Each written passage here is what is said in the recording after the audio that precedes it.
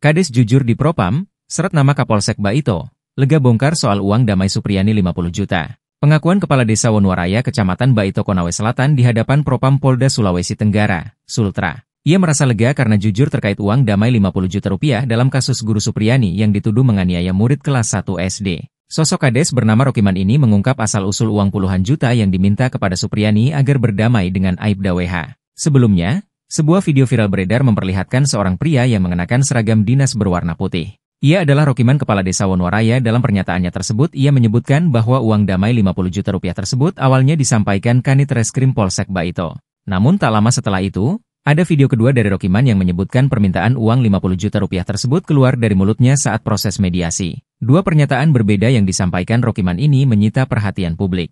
Pasalnya, terdapat dua hal yang berbeda pula disampaikan oleh Rokiman. Pertama, disebutkannya uang 50 juta rupiah tersebut atas permintaan Kanit Reskrim Polsek Baito. Namun hal kedua dalam video berbeda yang disampaikannya, bahwa uang 50 juta rupiah itu atas dasar inisiatif sendiri dari pemerintah desa.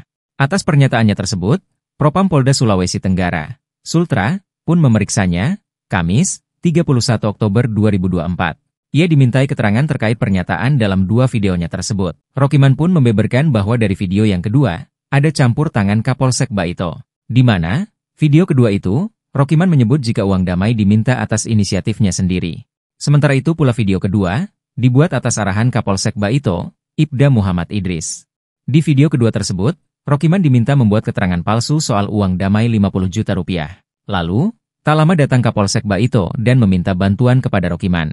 Kapolsek Baito meminta kepada Rokiman supaya mengatakan, permintaan uang damai 50 juta rupiah itu merupakan inisiatif dari pemerintah desa untuk menyelesaikan kasus. Setelah membeberkan fakta terkait uang 50 juta rupiah tersebut, Rokiman mengaku sangat lega.